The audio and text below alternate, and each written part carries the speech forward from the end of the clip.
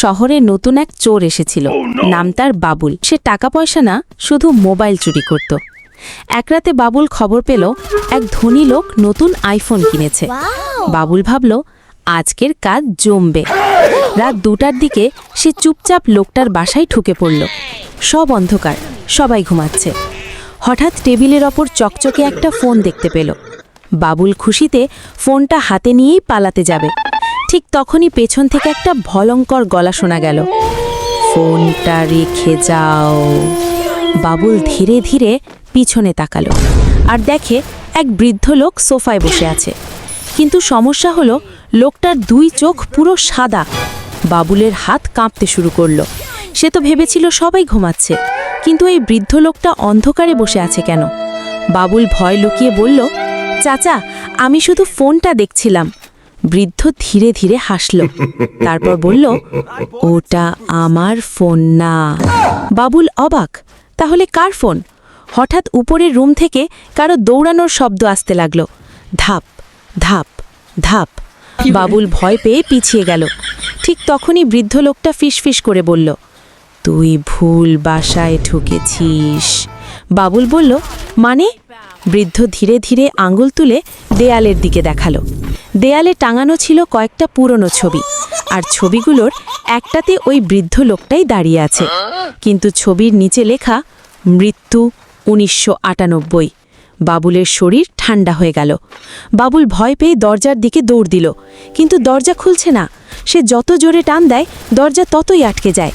পেছন থেকে আবার সেই বৃদ্ধের কণ্ঠ শোনা গেল, পালাতে পারবি না। বাবুল কাঁপতে কাঁপতে পিছনে তাকালো, কিন্তু এবার সোফায় কেউ নেই, পুরো ঘর ফাঁকা। হঠাৎ তার মোবাইল নিজে নিজে জ্বলে উঠল।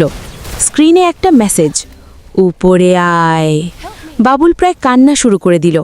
ঠিক তখনই উপরের তলা থেকে আবার শব্দ এলো, ধাপ ধাপ ধাপ। মনে হচ্ছিল কেউ ধীরে ধীরে সিঁড়ি বেয়ে নিচে নামছে। বাবুল টর্চ জ্বালাতেই দেখল সিঁড়ির ওপর একটা ছায়া দাঁড়িয়ে আছে, আর সেই ছায়ার হাতে ছিল ঠিক সেই আইফোনটাই। বাবুলের বুক ধরফর করতে লাগল।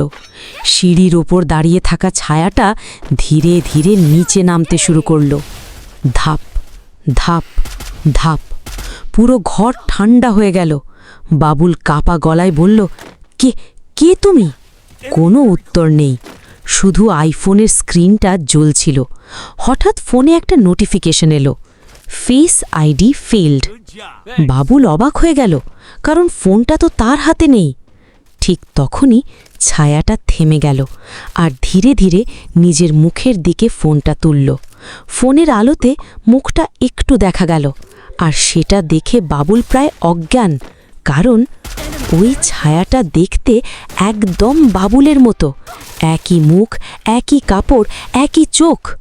বাবুল পিছিয়ে যেতে যেতে দেয়ালে ধাক্কা খেল, আর তখনই পিছন থেকে আবার সেই বৃদ্ধের কণ্ঠ, এবার বুঝলি কেন এই বাসায় কেউ চুরি করতে আসে না? হঠাৎ পুরো ঘরের লাইট জ্বলে উঠল, আর বাবুল যা দেখল তা দেখে সে চিৎকার দিয়ে উঠল। লাইট জ্বলে উঠতেই বাবুল চারদিকে তাকিয়ে জমে গেল। পুরো ঘরের দেয়ালে শত শত ছবি ঝুলছে, আর প্রতিটা ছবিতেই ভিন্ন ভিন্ন মানুষের হাতে একটা করে মোবাইল। কারো মুখে ভয়, কারো চোখ বন্ধ, কারো ছবি আধা পোড়া। বাবুল ধীরে ধীরে বুঝতে পারল এই বাসায় সে একা না। হঠাৎ তার হাতে থাকা টর্চ নিজে নিজে নিভে গেল। তারপর সেই বৃদ্ধ আবার সামনে এসে দাঁড়ালো। এবার তার চোখ দুটো পুরো কালো।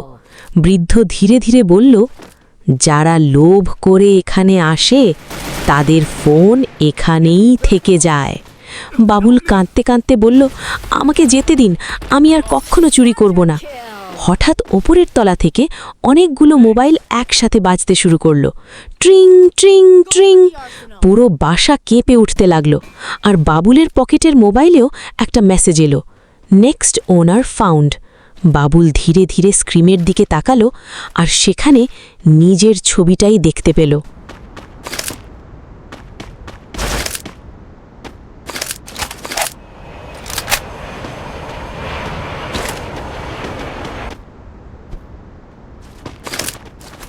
Enemy spotted!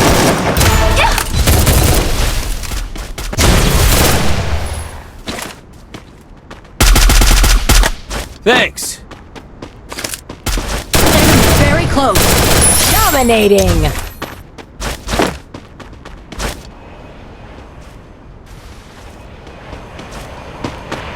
I bought a team boost.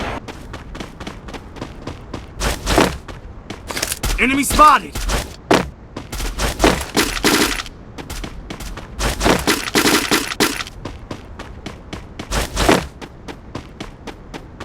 Enemy spotted.